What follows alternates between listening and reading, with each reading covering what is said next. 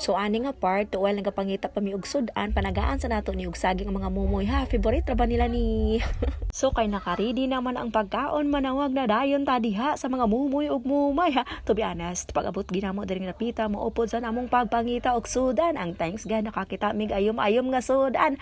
Pero as in busog kaami, promise wala man gid mi nakabalon og sudan mga kautog kay sayo mi ng lakaw, pero at least busog kay ming tanan apagay nakigita tungod sa kabusog.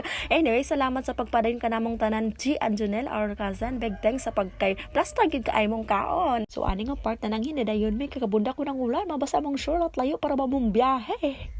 Ganap sa among pagpaguli.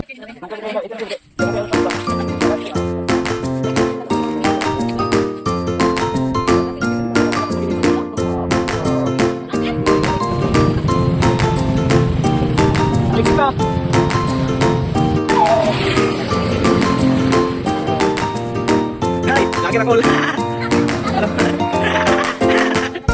Kung mantas ulan diri sa tas karaplina nung pahipi sayo po na mong sister di ha pawala sa kala ay timing po na diri nag-eskwela mong youngest brother sa USDP, so kita-kits pa dayon. Tara na kay naghunong ng ulan, nag-video po gud diri nga side kay ginahan ko sa palibot. To be honest, wala kay ko totally nag-enjoy sa rides kay nag-ulan manggod. Ha ha ha. So diri sa tang magpa-relax no. Imagine from Subungkogon to Hinguog to Claveria to Bilya Luzot.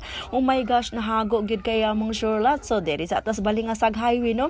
Actually Subungkogon ra unta mi mag-chill-chill kay mas doon ra og makinaunsa-unsa ha.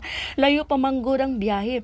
Pero kay plana mo 100 hours lang ox na lang, pero napingis man uy. Naduhaan gid siya no. So lahi ra gid pag maglami ha. To be honest, giwala na gid nako ni akong pag-shatter no. Pero kay naa may tintamsyon sa akong kinabuhi.